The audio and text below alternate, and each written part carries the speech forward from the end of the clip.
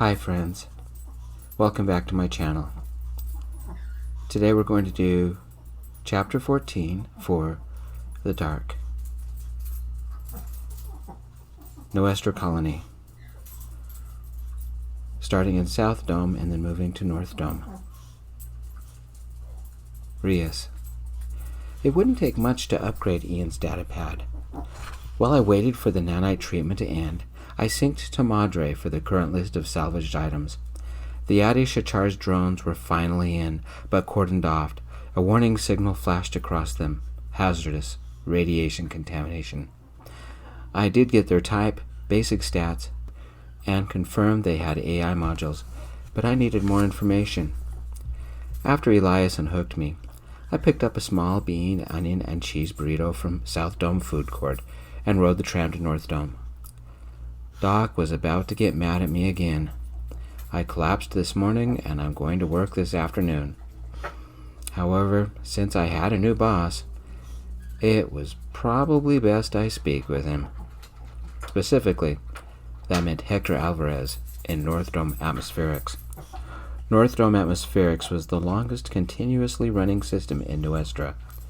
Made operational almost 150 years ago, it had to function non-stop because people like to breathe. North Dome Atmospherics had never been turned off and never been upgraded to Madre. Nobody wanted to turn the system off to perform the upgrades because everybody was afraid it wouldn't turn back on.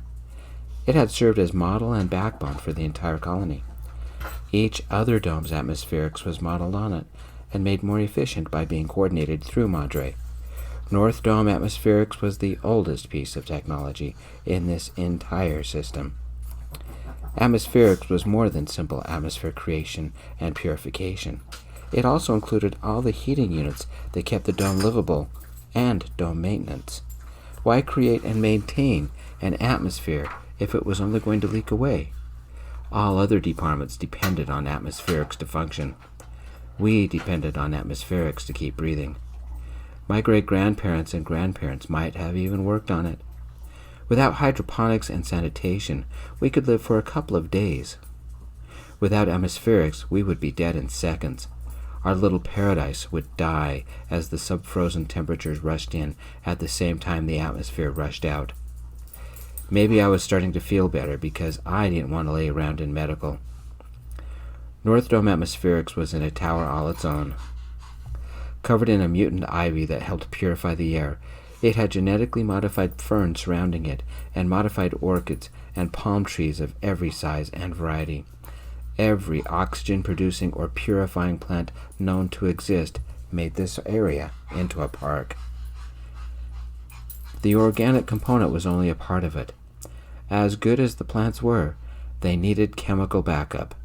The scrubbers and processors did the rest. The processors worked harder than any piece of machinery in the 5 domes. Hundreds of processors functioned in North Dome alone, which meant that the atmospherics crew were always busy. Atmospherics had the biggest budget out of all the departments, and no one complained. Most people liked breathing.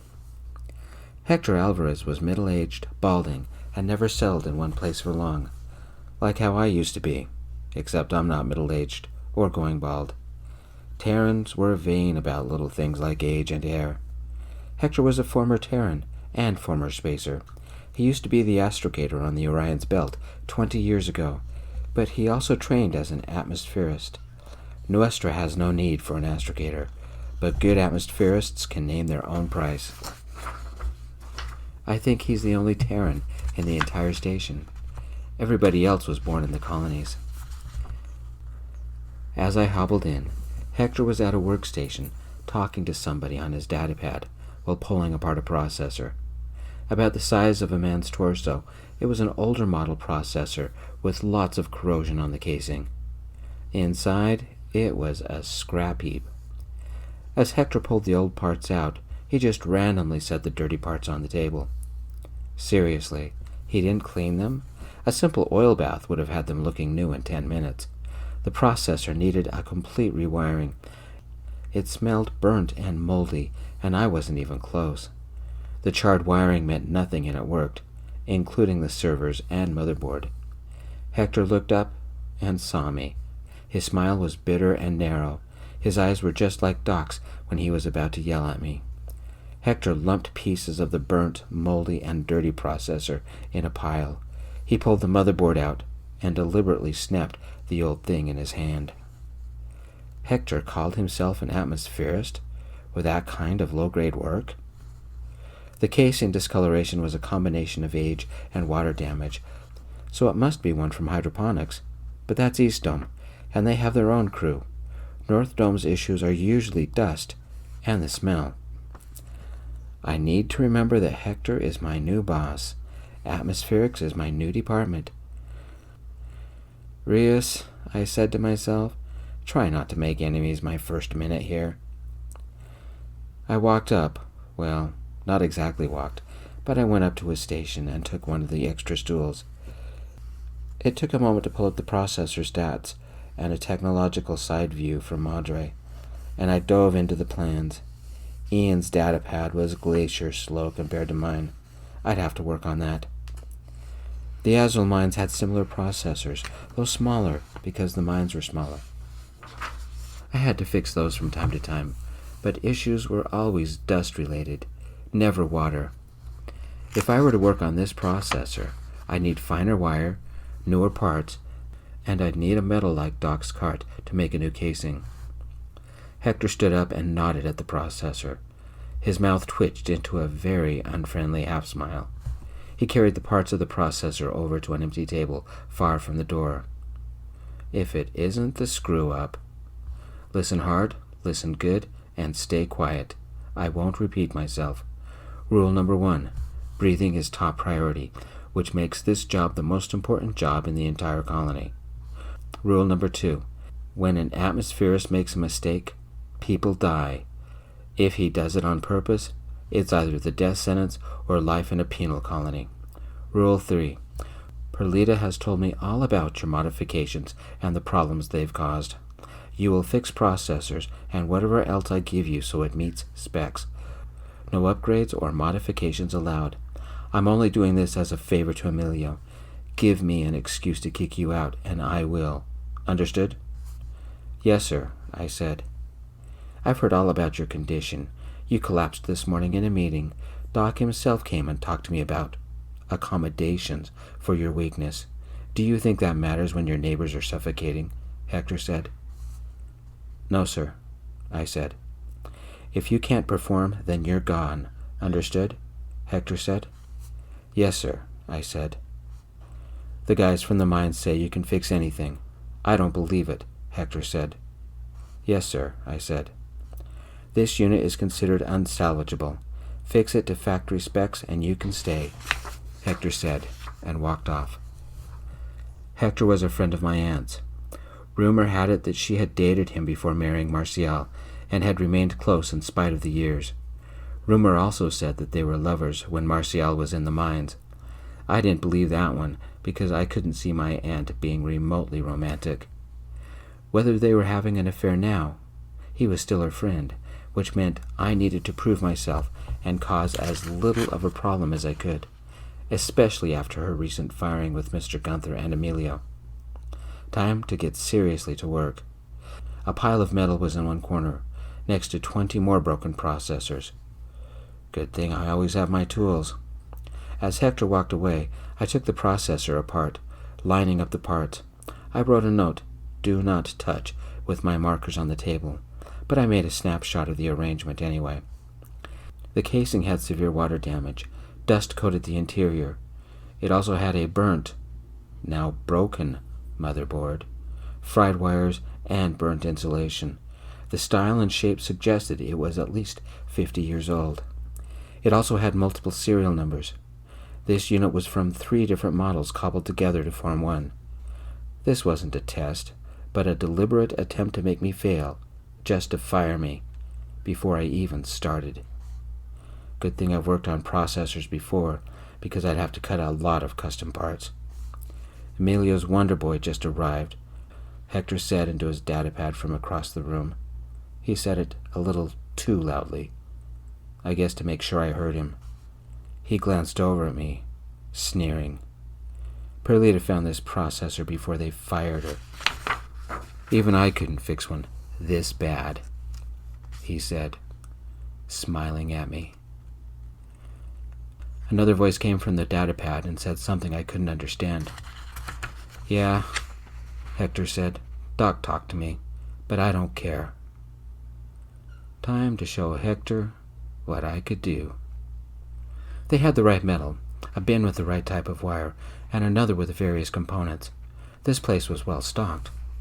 First, I made an oil bath and soaked the parts while I worked on creating a new motherboard, then cut and shaped custom parts. The first time Hector wandered over to check on me, he eyed the rows of precisely lined parts. If he scowled any deeper, it would be etched in his skull. A piece of the new casing I was cutting disappeared. I accessed Madre, set the datapad to record, and lined it up with my workstation. The second time, Hector took the rebuilt motherboard while I wasn't looking. Good thing I had it recorded.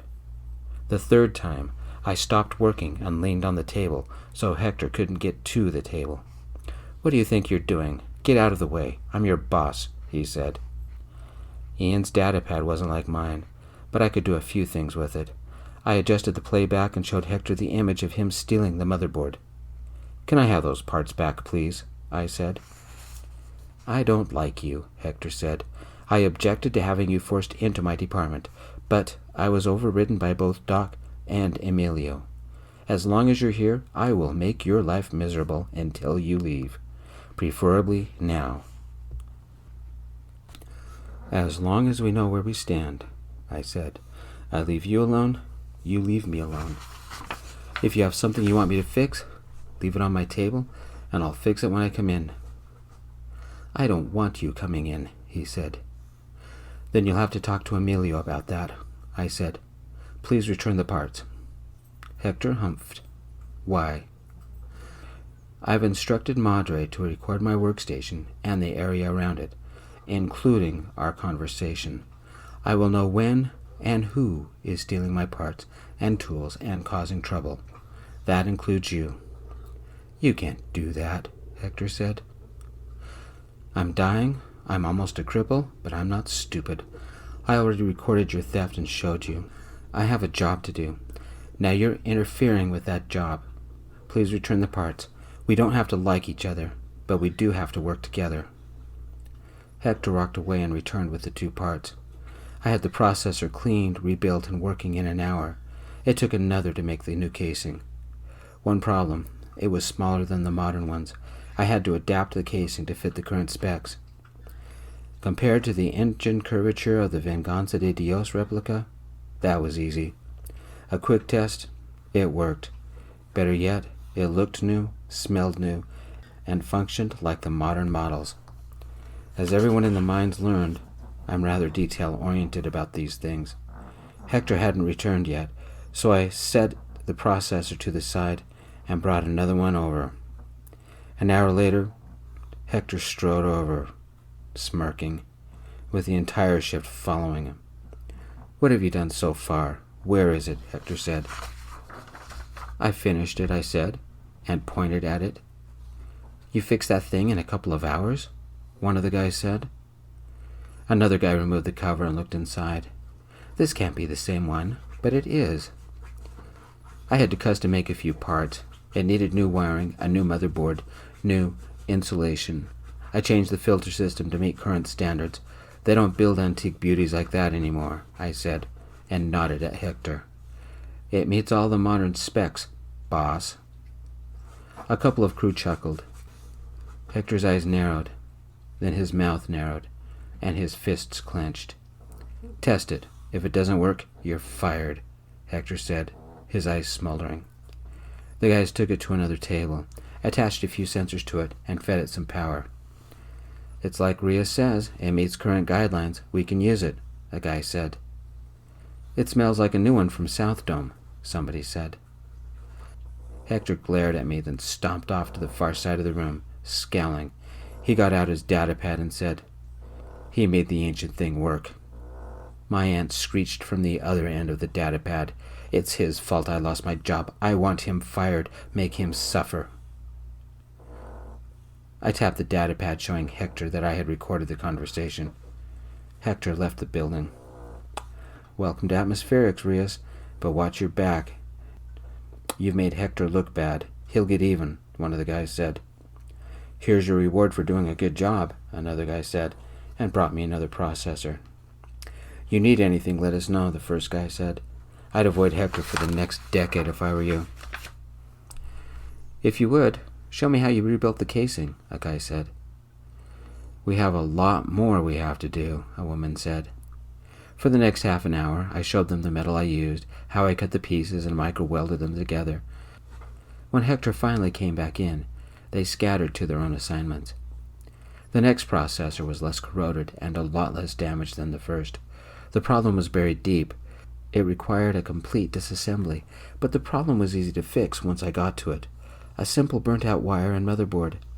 After I gave it a 10-minute oil bath, I replaced a couple of wires, changed filters, and it was ready to go. I don't know when I fell asleep on the next one. It wasn't boring. I just didn't have the stamina. When I woke, somebody had placed me in a cot, my crutch lying nearby. The finished processors were gone, but the one on my table was still in pieces waiting for me. Ian's datapad was still propped up, recording directly to Madre. The outside lights had dimmed to night mode. I'd been asleep for hours. Ian was off to the Smiling Mines, which meant he'd be gone until sometime tomorrow. I didn't have any reason to go home, and I didn't want to, so I stayed where I was, fixing processors. What good could I be to Mr. Gunther and the Adi Shachar? Get the drone to me and I could fix it, but I couldn't do much else. I had reported all I knew. But it was up to Ian now. He could figure out the trajectory and take Gutierrez right to it. This room, these processors, were my new life. Hector was my new boss. I don't regret saving Ian, Rohan, or Guacamole. But I miss what I had. I should eat, but I wasn't hungry. Only sad. I left Ian's datapad and atmospheric so no one could track me, and to keep watch over my table. I walked to the tram, resting at the nearest bench. It didn't matter which way I rode. The tram always went to the same places. This was my life. No college, no piloting, trapped in the 5 domes for the rest of my existence.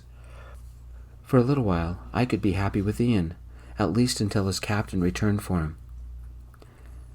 No one was on the tram this time of night, so I rode it alone.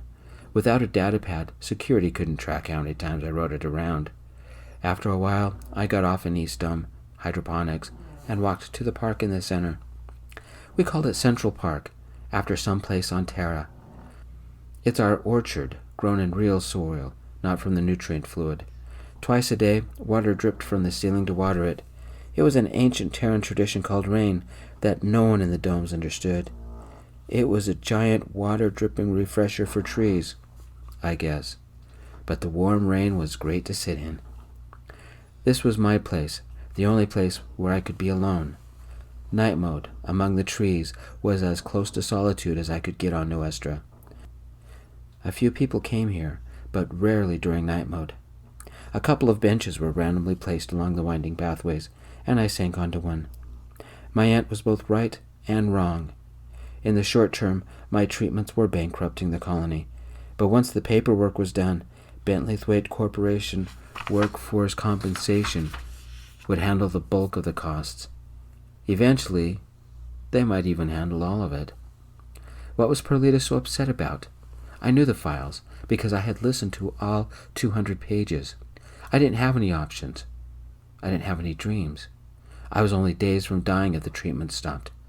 No matter how many things I fixed, I could never repay the debt I owed so many people. And it would only get worse. The bench I had chosen was hidden from view by some of the trees, and I could hide here until day mode. I laid back, staring at the framework of the dome above me. I couldn't sleep, didn't want to eat, didn't want the treatments any longer, didn't want to be so tired. The constant exhaustion was almost a physical pain. Sometimes it was a constant ache that crept out from my bones and into my muscles. Doc should have left me in the coma. I left the bench and wandered the paths.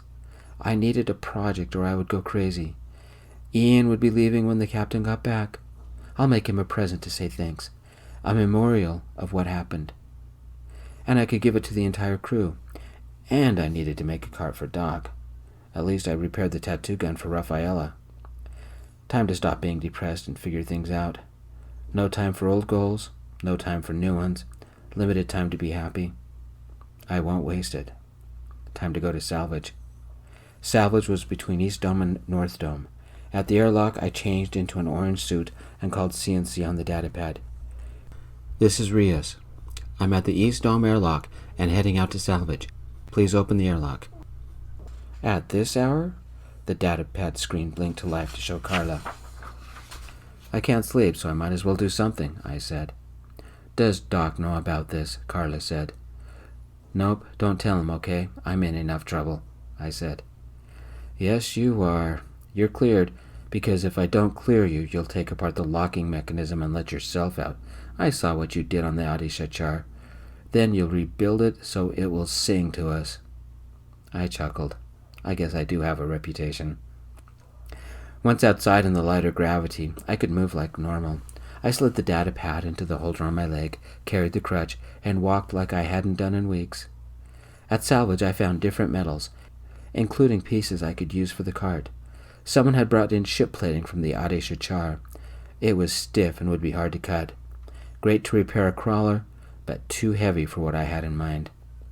I opted for a burnished copper-colored sheeting, plus a metal similar to Doc's silver cart. I wouldn't need much, so I cut off what I figured would be the right amount. Off to the side of normal Salvage was the area cordoned off for the radioactive parts salvaged from the Adi-Shachar, including the 5 drones. I wished for my datapad. Madre, I need scans of the drones. Unable to do so, Madre said. My datapad would have done it. Madre, I need visual references of the drones, plans of the interior constructions, serial numbers, anything you've got. Authorization confirmed. Downloading in process, it said. Download the information to Ian's datapad and to mine once it gets in range. Affirmative, Madre said. It had been a very long time since I had been outside the 5 domes. I headed to Dad's grave. The crematorium gardens were near Salvage and had a small urn for each person, standing on a meter-tall pedestal. Each had a plaque with name, years lived, sometimes an etched picture. I had made Dad's and included a small portrait of him and Mom. Mom's pedestal stood next to Dad's. It was a walk through history, going back when Nuestra was only a hunk of rock, no domes and no mines. There was a new addition, Robinson. Even though his body had gone back to Campbell Station, they had made a small memorial to him, but no urn. His marker stood next to Dad's marker. Carla could probably track me on the monitors, but she didn't have to hear me. I adjusted frequencies on the suit to one hardly anybody used. Besides, who'd listen to one suit in the middle of nowhere? That was the best hope I had for privacy. That, and it was night mode. Nobody would be up to hear me talk to my dad. I hope you're listening, Dad. I really need your advice. I took a seat on a memorial bench and talked to my dad. I told him about the Adi-Shachar, the crash, my radiation damage, and he did like he always did. He listened. When I finished, he didn't answer back. He just let me talk, like he always did. The impossibly huge grief ripped a hole in my chest, and I sunk to my knees in front of his little urn. I told him how I was doing, and to save a place for me in heaven, that I might be there soon. I told him about Perlita, what she had said, how much it cost to save me, and how lost I was. I told him, as tears blurred my vision, about how my treatments were destroying Nuestra, our home, how I had lost everything that gave me meaning. The despair came next. I could barely speak. Only gasps and sobs came out. Dad listened. I told him about how exhausted I was, how I could never go to college, never leave Nuestra, and never see the stars, the endless treatments, the crutch, Hector's hatred, how scared I was. The fear overwhelmed me. There was no one around but my dad, and I could tell him anything. The fear and the sadness pulsed in me again. Because I was alone, I let myself feel what I had been so afraid of feeling before. I pulled my knees up and hugged them. Like always, Dad dropped everything and listened. He never interrupted me. The sadness overwhelmed me again, and the fear made me cold. I placed a hand on the little urn and felt the pain ripping through me. I missed my dad. Finally, I ran out of things to say and emotions to feel. All that was left was a kind of numbness. I stretched out on the ground, staring at the little plaque with my father's name. You were the only person that believed in me, and I feel like I've let you down. Neither one of us had any answers, so I stayed and watched the stars rotate overhead. Nuestra has a 40-hour rotation with a 300-day year. None of that mattered, because we kept Terran Standard Time. Out here on the charcoal gray surface, it was quiet. Only the sound of my breath and the quiet hum of the ventilator interrupted my thoughts. The domes brightened from night mode to day mode. At this time, people would be starting their day, getting on with their lives. Normal, healthy lives. Doc will be mad because I missed a treatment. That's another person I've let down, I said. I felt bad about that. Really bad. I'm sorry, Doc. You should have left me in the coma. Being awake hurts too much, and no matter what I do, I screw things up. At least no one could find me. Ian had my data pad. I had left his back in North Dome, atmospherics. I could be miserable as much as I wanted, and nobody could hear. With the pain and emotion eased, I told Dad about Ian and building his arm. Thinking of Ian made the loneliness ease. I imagined Dad smiling as I told him, I love him, Dad, and I wish you could meet him. He's the only reason I can go on. I finally relaxed, and just like old times, my dad was watching over me. I turned around and leaned against the pillar the urn was on. It felt like Dad was hugging me. I closed my eyes and remembered his love. As my mind drifted, I remembered Dad saying once, when your mom died, I didn't know what to do. I still don't. Sometimes all you can do is place one foot ahead of the other. A small part of my soul opened up. I didn't hurt as much. The lights of the returning shuttle blazed overhead as it hovered over me. It shone a spotlight, dispelling the dark. I raised my hand to block out the light. It took your datapad nearly 10 seconds to find the frequency you were on. Do you know how many people are mad at you now? Ian's voice came over the comm. It sounded like he was smiling. It felt so good to hear his voice. I tried to wipe my eyes, but the faceplate got in the way. How did you know I was here?